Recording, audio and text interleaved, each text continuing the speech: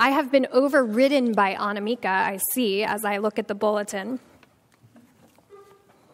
who decided not to print the entire 43 verses of the psalm, which is fine. It's good for the earth and the environment. But what I suspect is that you have a hard time hearing where the text is going sometimes, especially if you're not an auditory learner, which is why I like to print the scripture in the bulletin. There are Bibles in the pews in front of you. I realize this, but it's very difficult to convince Congregationalists to open the Bible in church. So here's what's happening in Psalm 107. In Psalm 107, if you have an older version of the Bible with a commentary, the commentary will probably tell you that this is a psalm of thanksgiving, which it kind of is. But it's really more like a sermon on the subject of God's faithfulness and God's love. There are 4 illustrations in this text, followed by this summary of God's redemptive work. God's redemptive work in each of those situations. And so that's just hold that in your brain. Hold that in your brain as we move forward. I want to put some things in conversation with each other for you this morning. And those things are Facebook, the Psalm, Hannah Arendt. I know. Gary's laughing at me. And Dr. King. So, Hannah Arendt. Who knows Hannah Arendt? Okay, good. Some of you. Hannah was a 20th century philosopher, a journalist, a political theorist. She was a German Jewish woman who fled from Nazi Germany. She was stateless for 18 years, having left Germany, and she lived as an enemy alien, as a refugee. My mic is cutting in and out. Is it okay for you, or should I switch mics? It's okay, great. So she had a very personal experience with being a refugee, and she wrote quite a bit about it. She wrote about totalitarianism, and she asks the question, how is evil organized in the modern world? She wants to know the answer to that, so that's what she was exploring. And she had a theory about loneliness. And when she defined loneliness, she defined it as being unseen, the experience of being unseen and disconnected. Unseen and disconnected. This morning, for our purposes, I just want to talk a little bit about what Arendt had to say about the refugee crisis. And she is writing in the 1900s, particularly following the experience of the Holocaust. She wrote that the refugee crisis is really not a crisis. It is a crisis for refugees, but it's also, and perhaps more profoundly, a crisis for us. A crisis for us. It is an existential moral crisis about who we are as people and what we are willing to allow as people. Arendt said that in the last century, in the 1900s, the world found nothing sacred. This week I got back on Facebook because I wanted to know really mostly what my colleagues were saying about what was going on in our country. And I wanted to see a little bit of the news, which I don't get from Facebook, and I don't recommend you do either. But in my rejection of Facebook, I've also kind of turned off the television and don't really go to my news outlets on my bookmarked favorites anymore.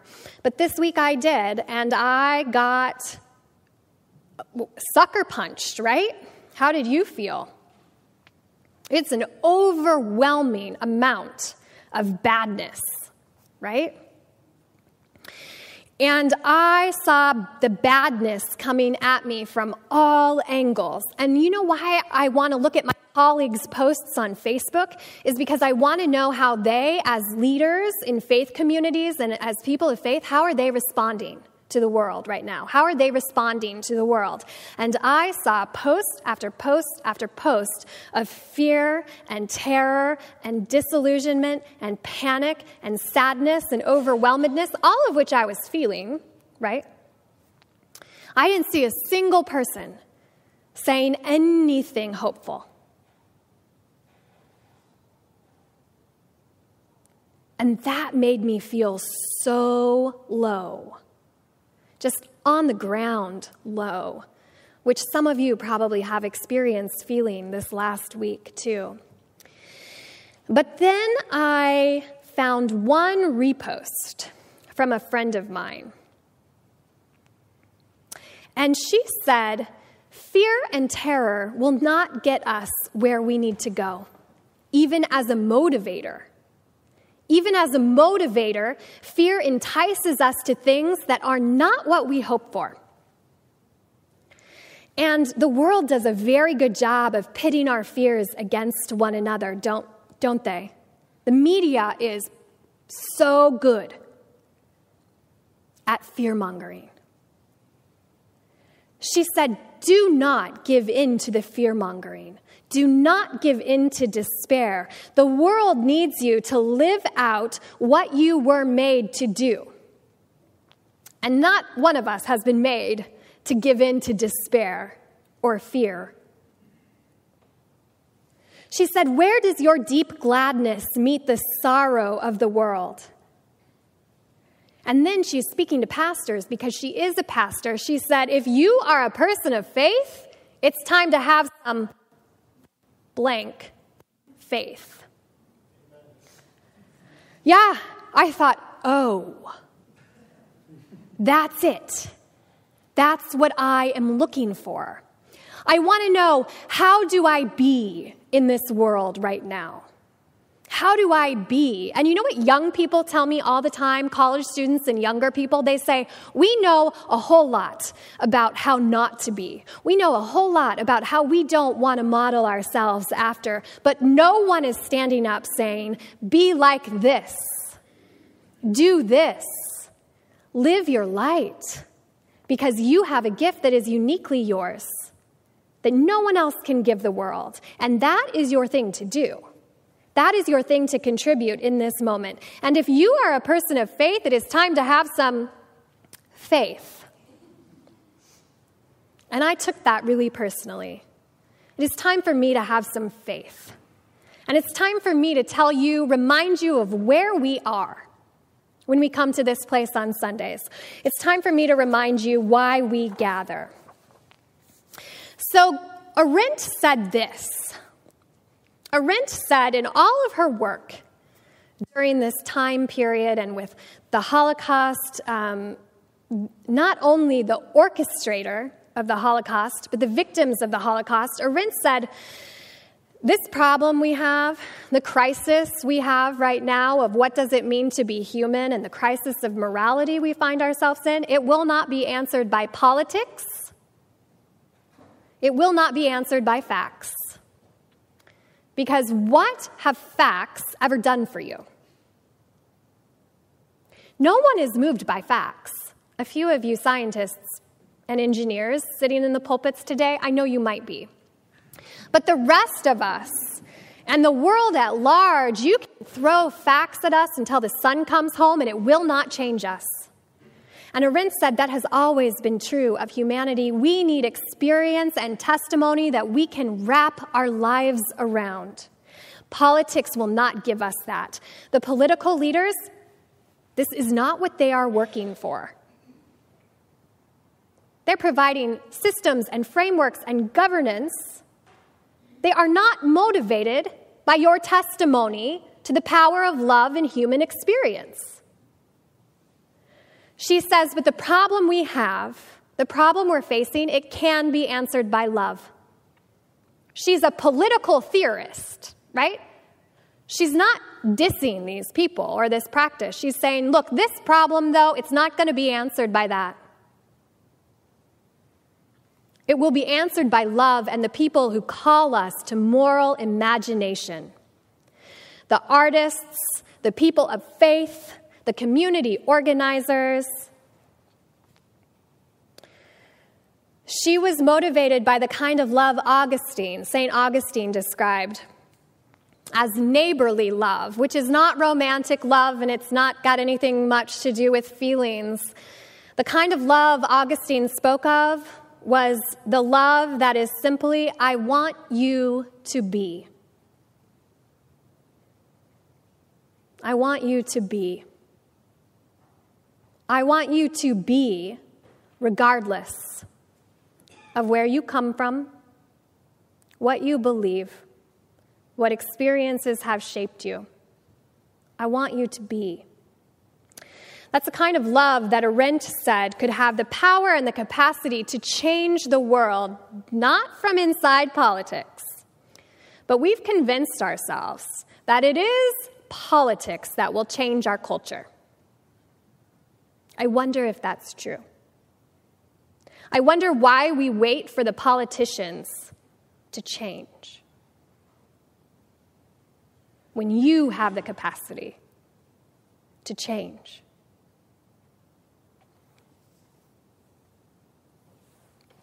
This psalm, it's for pilgrims, for travelers, for those who braved the unknown, who crossed borders to arrive in Jerusalem during a time of the Holy Festival, those who traveled through the desert, those who were freed from bondage, those who were healed from disease, and the psalm culminates with those who came by sea.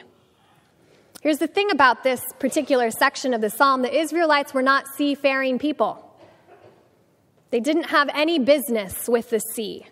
They would never have found themselves on the sea. When Jesus talks about the sea, he's talking about crossing a very small channel of water. The story of Jonah is the closest we get to the sea in its power and majesty, and also at the very beginning of the sacred text, when the world was formless and without void and covered by the waters in chaos. The sea in ancient Near Eastern literature represents the place of ultimate uncertainty, certain death, constantly being on the edge of disaster. That's what this passage has moved us toward.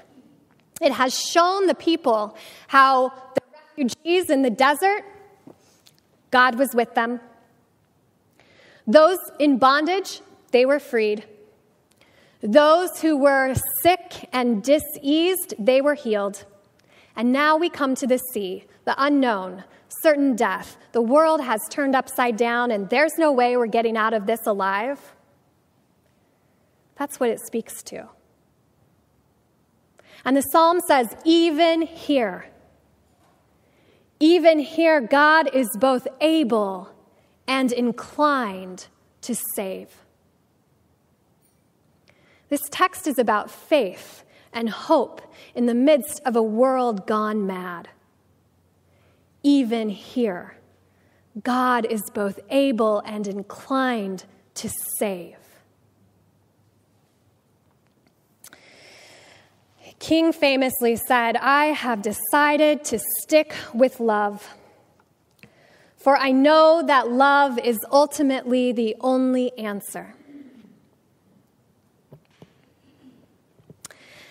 And I've been thinking about how we people of faith, we know a lot about how to name hate in our midst, don't we?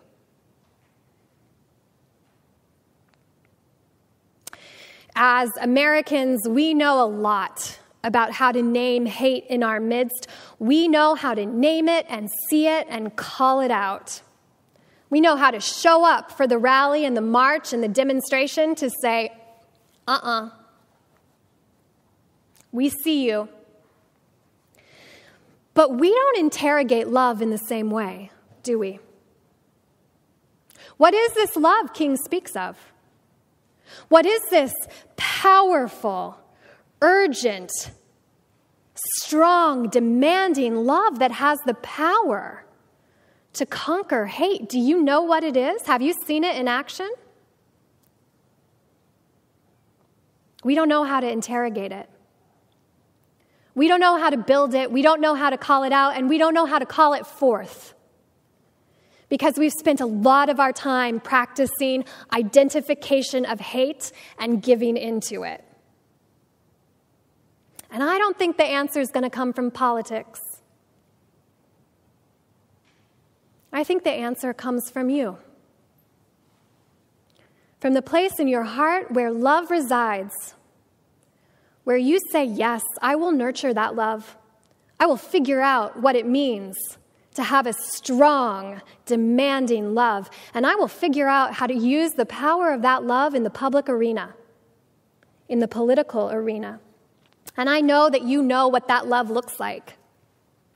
I know that you felt its power in your own lives because I know you would do anything to save your child. Anything to keep your child out of that, wouldn't you? Anything. And that love is transformative.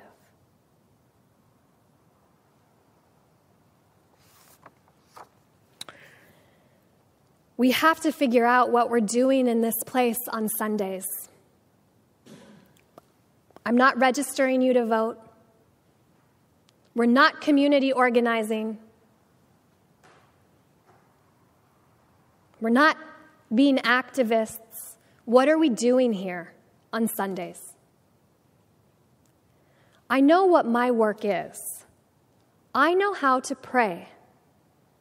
I know how to appeal to the ancient stories, to find that thread of hope and love that I think is not only able to sustain me for the work that must happen out there, but will actually empower me to do better work out there. I know how to insist that the liturgy is important, how the ritual is important, how coming to receive communion on a Sunday morning and being contemplative about who's not allowed at the table, that is profound. This is a church. And in here, we insist on hope. We insist on love. So that when you go out there, you will remember that love is not dead. That love will meet your despair and overcome it.